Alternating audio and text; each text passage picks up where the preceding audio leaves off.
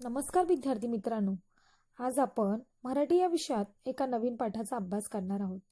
याआधी आपण नदी ही कविता पाहिली होती.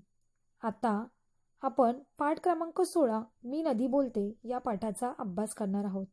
या पाठामध्ये नदी आपल्याशी काय बोलते ते आपण जाणून घेणार आहोत. चला तर मग आता आपण पाहूया. मी आहे नदी, माझा जन्म पर्वतावर होतो. मला अनेक ओढे येऊन भेटतात. त्या ओढ्यामुळे मी मोठी होत जाते. इतर नद्याही मला येऊन मिळतात. नदी काय म्हणते पहा. नदीचा जन्म पर्वतावर होतो आणि नदीला अनेक ओढे एकत्र येऊन भेटतात. त्या ओढ्यामुळेच नदी मोठी होते. त्याचबरोबर नदीला अजून देखील नद्या येऊन भेटतात. माणसे धरण बांधून मला अडवतात. माझ्या पाण्यावर वीज तयार करतात. त्या विजेवर कारखाने चालवतात.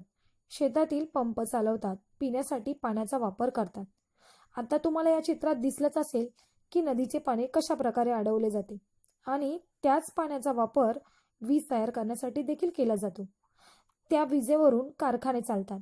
त्याचबरोबर शेतीतील पंप देखील चालतात आणि पिण्याच्या पाण्यासाठी देखील नदीचा वापर केला जातो. मी उड्या मारते, धावते, उंच कड्यावरून वेगाने कोसळते.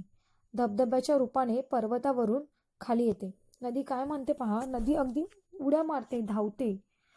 त्याचबरोबर नदी उंच कड्यावरून कोसळते.